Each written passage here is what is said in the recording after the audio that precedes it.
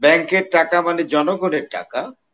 সেই টাকা লোন নিয়ে সেই লোন ফেরত না দিয়ে তারা নির্বাচিত হয়ে, ঋণ খেলাপি যাদেরকে আমরা বলি, তারা নির্বাচিত হয়ে সংসদে গিয়েছেন। সূত্র তো আছেই, অনেক কঠিন যোগসূত্র। এবং সবচেয়ে বড় কথা, জনাব তারেক রহমান, তিনি বিএনপির সর্বোচ্চ নেতা। তিনি তো আজকে 17-18 বছর যাবৎ লন্ডনে আছেন। তো তিনি বাংলাদেশে এসে এখন কি অপরাধ করলেন?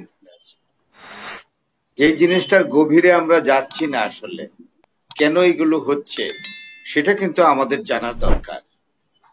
গভীর জায়গাটা হলো স্টেটসম্যানশিপ নাই এখন বাংলাদেশে, যেটাকে বলে রাষ্ট্রনায়কোচিত কোনো ব্যক্তি আমাদের সামনে নেই।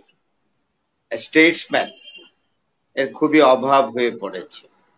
পৃথিবীর বিভিন্ন জাতিতে জাতিতে এরকম ঘটনা হচ্ছে এবং সমস্যা তৈরি হচ্ছে, উত্তেজনা তৈরি হচ্ছে, মারামারি হচ্ছে, হত্যা হচ্ছে, সবকিছুই। কিন্তু একটা সময় এসে এটা থেমে গেছে। কার বলে?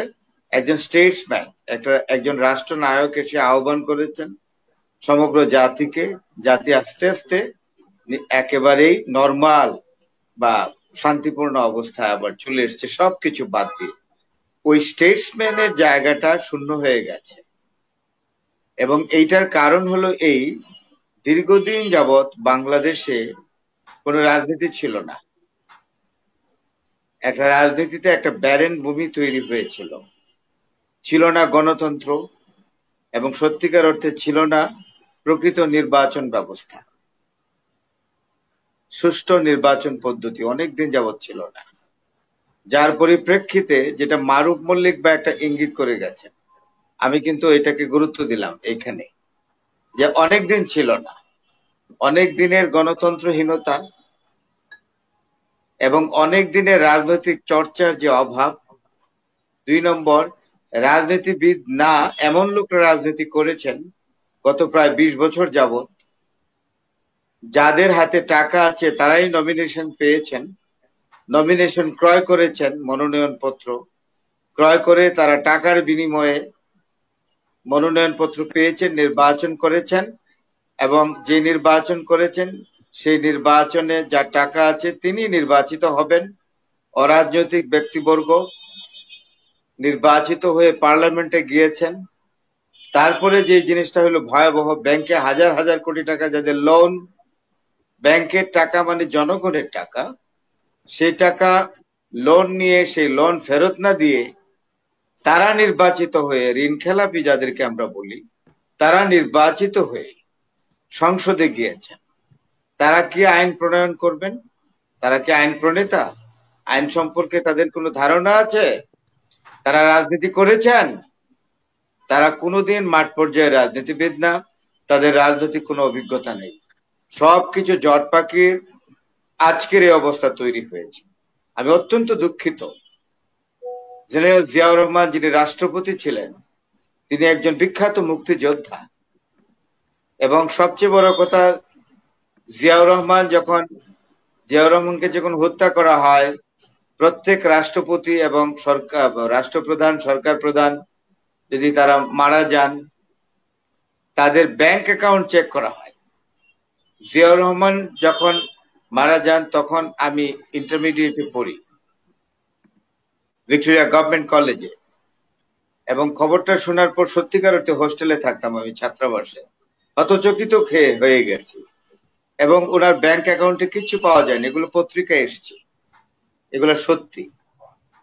একজন মুক্তিযোদ্ধা যিনি কখনো কোনো অনৈতিক ভাবে অর্থ উপার্জন করেননি, দুর্নীতির আশ্রয় নেননি, এবং এদেশের রাষ্ট্রপতি ছিলেন, দেশের জন্য যুদ্ধ করেছেন, 1 নম্বর সেক্টর কমান্ডার ছিলেন।